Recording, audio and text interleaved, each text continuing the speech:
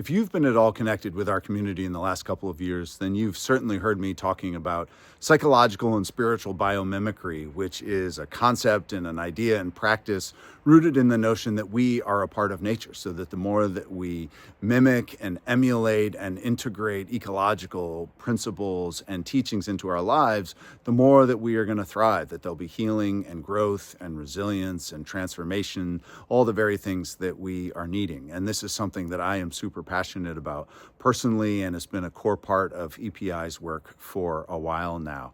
And it's a practice that I really enjoy sharing with people, of looking at what are these ecological principles that we can integrate, that we can use for more insight and understanding and action and change. And they can be applied anywhere that there are systems. So that can be individuals, groups, organizations, communities, larger systems and institutions, etc. And so the applicability is there as well as the potency. And I've loved of late when I maybe am starting to talk about something else and people are naturally coming back to it, because I think it's just so resonant on some really intuitive and innate levels. And on the one hand, the principle, or I should say the term, is one that I've come up with, but the idea and the concept is timeless and doesn't belong to anyone. And many cultures and communities and people have been doing this and already are doing this. And so I love when I get a chance to connect with others around this. And that is the source and the inspiration for our upcoming EcoPsych Inspirations, which is with a young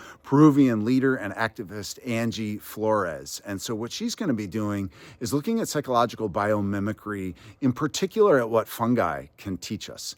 And to step back and say that a lot of times the principles and teachings that we use with psychological biomimicry are found across organisms and ecosystems and plants and animals, and that they have broad applicability. So for example, think about diversity or adaptation.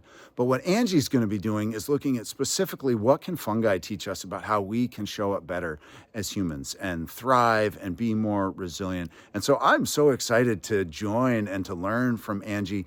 I mentioned to my daughter recently that I was coming outside to do this video, and she's like, "Oh, Angie's amazing."